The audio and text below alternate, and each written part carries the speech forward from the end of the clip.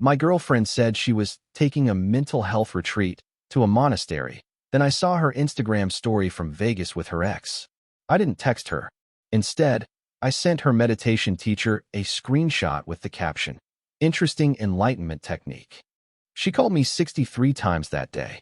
I, 31M, thought I knew my girlfriend after 2 years together. She'd been talking about needing space, about feeling overwhelmed with work and life pressures.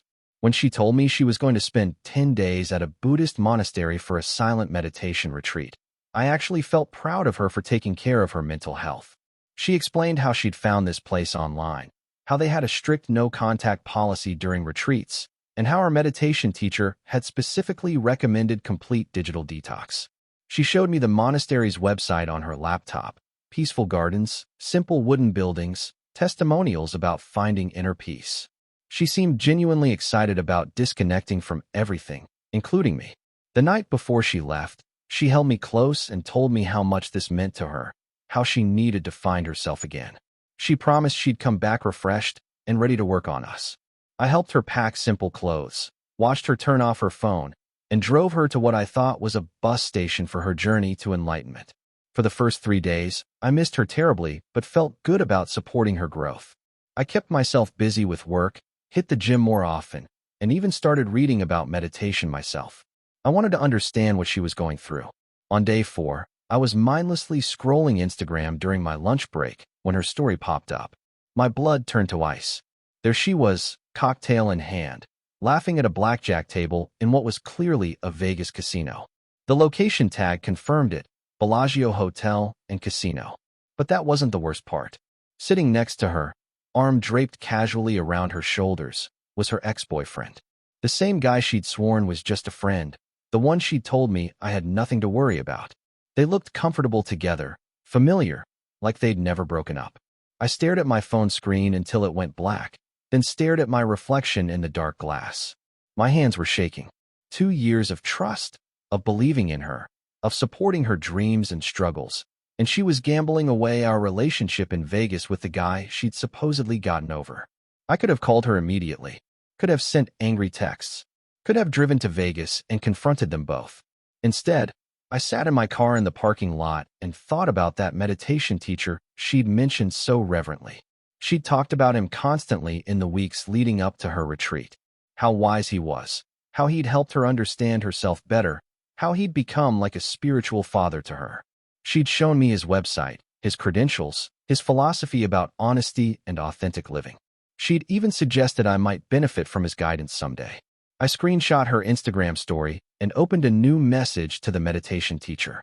His contact information was easy to find on his professional website. I typed a simple message, "Interesting enlightenment technique," and attached the screenshot. I hit send before I could second-guess myself. Then I turned off my phone and went back to work. I had presentations to give, meetings to attend, a normal life to maintain while my world crumbled in the background. Somehow, focusing on spreadsheets and quarterly reports felt easier than processing what I discovered. When I finally turned my phone back on that evening, I had 63 missed calls from her. 63. The call log showed they'd started about an hour after I'd sent that message to her teacher. She'd called every few minutes for hours, probably growing more frantic with each attempt. There were also dozens of text messages. The first few were confused, asking why I'd contacted her meditation teacher. Then they became defensive, claiming the photo was old, that Instagram had glitched somehow. By the end, they were desperate pleas for me to call her back, to let her explain everything. I didn't respond to any of them. Instead, I poured myself a drink and sat on my couch, thinking about how perfectly she'd planned this deception. The monastery story wasn't random. She'd researched it carefully, found a real place with a believable no-contact policy. She'd probably been planning this Vegas trip with her ex for weeks while lying to my face every night. My phone rang again. Her name flashed on the screen for the 64th time. I declined the call and blocked her number. Update 1. The meditation teacher called me the next morning. His voice was gentle but concerned as he explained that my girlfriend had contacted him in a panic, claiming there'd been a misunderstanding. He told me she'd insisted the photo was old, that she was actually at the monastery as planned. I asked him if he'd heard from her at all during her supposed retreat. The long pause told me everything I needed to know. He admitted she hadn't checked in as expected, and that her frantic calls the previous night had been the first contact he'd had with her since she'd supposedly arrived. He thanked me for bringing this to his attention and mentioned that authenticity was the foundation of all spiritual growth.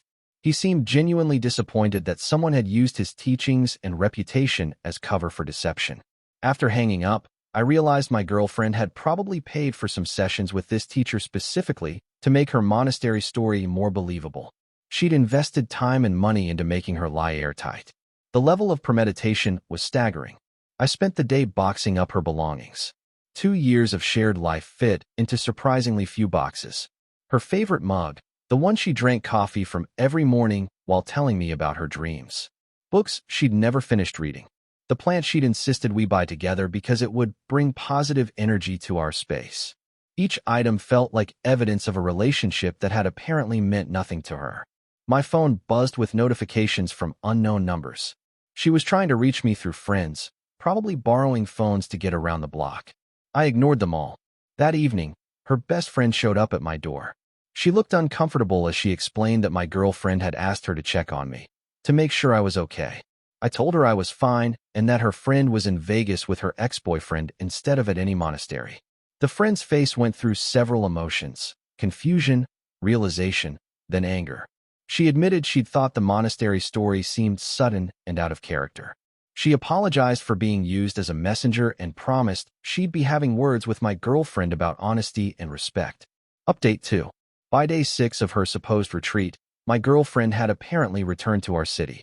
She showed up at my workplace during lunch, looking exhausted and desperate.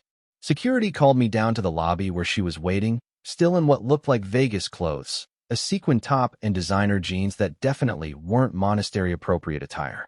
She begged me to listen, to let her explain everything. She claimed the Vegas trip was a last-minute thing, that her ex had surprised her, that she'd felt trapped and hadn't known how to tell me. She swore nothing physical had happened between them, that they were just friends catching up. I asked her why she'd lied about the monastery, why she'd involved her meditation teacher in her deception, why she'd let me worry about respecting her spiritual journey while she was playing slots and drinking cocktails. She broke down crying, admitting she'd been confused about her feelings, that seeing her ex again had made her realize she was over him completely. She claimed the whole thing had been a mistake, a moment of weakness, and that she'd spent the last 2 days trying to figure out how to fix things with me. I told her the only thing I wanted from her was the truth about how long she'd been planning this. She insisted it had been spontaneous, but I could see the lie in her eyes. This level of deception required planning, coordination, research. You don't accidentally create an elaborate cover story involving spiritual retreats and meditation teachers. I walked away without another word. That night, I got a call from her ex-boyfriend. He sounded genuinely confused as he explained that she'd told him we'd broken up months ago, that she was single and ready to try again with him. He'd planned the Vegas trip thinking they were rekindling their relationship, not helping her cheat on someone else. He apologized profusely and told me he'd ended things with her immediately after learning the truth. He seemed as disgusted by her deception as I was. It was surreal, bonding with her ex-boyfriend over how thoroughly she'd manipulated both of us. Update 3. The meditation teacher called me again a week later. He wanted to let me know that my girlfriend had scheduled an emergency session with him, claiming she needed guidance after a spiritual crisis. During their conversation, she'd apparently confessed to the entire deception and asked for help in winning me back. He told me he'd declined to continue working with her, explaining that his practice was built on honesty and self-awareness, not manipulation and damage control. He'd suggested she find a different therapist who specialized in relationship issues and personal accountability. He also mentioned that she'd offered to pay him extra to contact me on her behalf, to vouch for her character and potential for growth. He'd refused, of course, but wanted me to know about the attempt in case she tried to claim he'd recommended forgiveness. I thanked him for his integrity and honesty. It was refreshing to interact with someone who actually practiced what they preached. Meanwhile, my girlfriend had started showing up at places she knew I'd be. The coffee shop near my office, the gym I attended, even the grocery store I usually visited on Sunday mornings. She never approached directly, just positioned herself where I'd see her, looking remorseful and hopeful. Her friends had started reaching out too, suggesting I was being too harsh, that everyone makes mistakes, that 2 years together should count for something. I told them they were welcome to date someone who'd plan elaborate deceptions involving spiritual retreats and meditation teachers if they found that behavior acceptable. The breaking point came when I discovered she'd been telling people I'd overreacted to a small misunderstanding, that I'd blown things out of proportion and refused to communicate like an adult. She was rewriting history, painting herself as the victim of my unreasonable expectations and rigid thinking. I decided it was time to set the record straight. I wrote a detailed account of everything that had happened and sent it to the mutual friends who'd been pressuring me to forgive her. I included screenshots of her Instagram story, the timeline of her lies, and the meditation teacher's confirmation that she'd never actually attended any retreat. The response was immediate and unanimous. People were shocked by the level of premeditation involved in her deception. Several friends admitted they'd found her monastery story suspicious but hadn't wanted to question it. Others apologized for pressuring me to reconcile without knowing the full truth.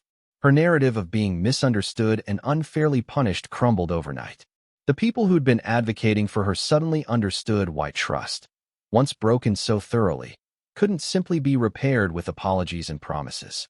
Final update. 3 months later, I ran into her at a bookstore. She looked different, thinner, tired, like someone who'd been carrying a heavy weight. She approached me cautiously and asked if we could talk. She told me she'd been in actual therapy, working on understanding why she'd felt the need to lie so elaborately instead of just being honest about her confusion. She'd apparently realized that her pattern of deception went deeper than just our relationship, that she'd been lying to herself and others for years to avoid difficult conversations. She didn't ask for forgiveness or another chance. Instead, she apologized for the specific ways she'd hurt me, the betrayal of trust, the manipulation of my respect for her spiritual journey, the attempt to rewrite history afterward.